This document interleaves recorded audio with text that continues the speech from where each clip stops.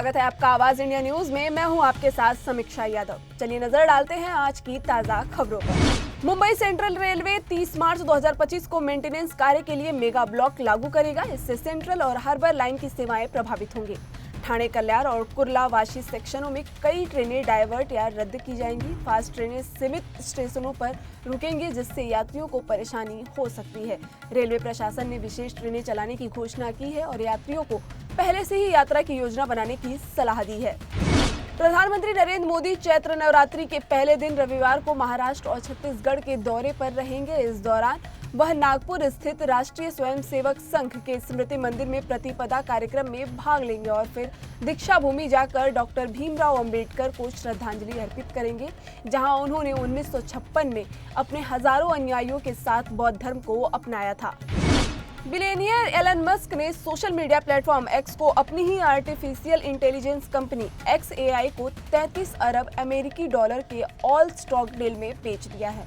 इसकी घोषणा उन्होंने शुक्रवार को कर दी थी। दोनों कंपनियां निजी स्वामित्व में हैं, जिसका मतलब है कि उन्हें अपनी वित्तीय जानकारी सार्वजनिक रूप से साझा करने की आवश्यकता नहीं है।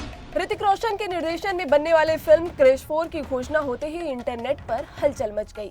इस बड़ी खबर के बाद अब फैंस यह जानने के लिए काफी उत्साहित हैं कि क्या प्रियंका चोपड़ा इस सुपर फ्रेंचाइजी में प्रिया मेहरा के रूप में वापसी करेंगी। इस पोस्ट के कमेंट सेक्शन में प्रियंका चोपड़ा ने फोल्डेड हैंड्स, फायर और हार्ट इमोजी पोस्ट किया है, जिससे फैंस में हलचल मच गई है। हिमाचल प्रदेश के विधानसभा ने राज्य में नशा तस्करों के लिए मौत की सजा को मंजूरी दी है। इसके साथ ही नशे की लत में फंसे लोगों के पुनर्वास के लिए 2 विधेयक भी पारित किए हैं। हिमाचल प्रदेश संगठित अपराध निवारण एवं नियंत्रण विधेयक 2025 के तहत नशे के सौदागरों को आजीवन कारावास या मृत्युदंड की सजा दी जा सकती है।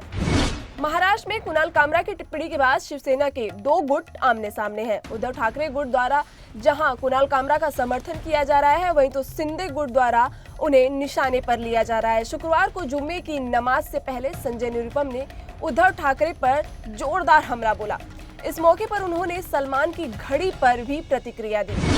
गाजा युद्ध के बीच हमास के विद्रोही इजराइल के बाकी बचे बंदियों में से कई को रिहा करने की तैयारी कर ली गई है। इसमें अमेरिकी नागरिक अलेक्जेंडर भी शामिल है। इसके बारे में डोनाल्ड ट्रंप ने कतर के रास्ते हमास तक संदेश पहुंचाया था।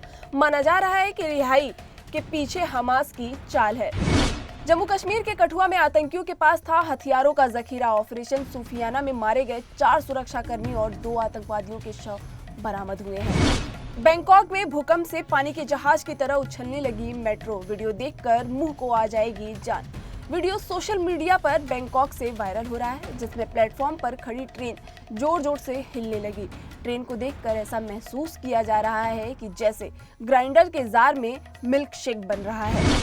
दिल्ली में इफ्तार बनाम फलाहार पार्टी को लेकर शुरू सियासत पर बीजेपी नेताओं ने प्रतिक्रिया दी है। सांसद मनोज तिवारी ने सलाह दी है कि लोग विपक्ष के चंगुल में ना फंसे। वक्फ बोर्ड संशोधन बिल को लेकर AIMIM सांसद असदुद्दीन ओवैसी ने बीजेपी सरकार पर जमकर निशाना साधा है। मीडिया के एक सवाल के जवाब में ओवैसी ने कहा है कि अमित शाह से हमें कुछ सीखना नहीं है, हमारे में तो इतनी हिम्मत ही नहीं है। हिम्मत भारत की 133 करोड़ जनता में थी और रहेगी। मोदी सरकार पर निशाना साधते हुए ओवैसी ने कहा कि आप एक असंवैधानिक कानून बनाने जा रहे हैं, जो संविधान के आर्टिकल 14, आर्टिकल 25, आर्टिकल 26 और 29 का उल्लंघन है। उन्होंने आगे कहा कि लोकसभा में बीजेपी के पास बहुमत नहीं है। अगर ये बिल पास हो जाता है तो इस देश के मुसलमान चंद्रबाबू नायडू, चिराग पासवान और जयंत चौधरी, जो खुद को सेकुलर कहते हैं, उन्हें कभी माफ नहीं करेंगे, क्योंकि इनके समर्थन के बिना ये बिल पास नहीं हो सकता। फिलहाल अभी के लिए बस इतना ही। देखते रहिए आवाज इंडिया न्यूज।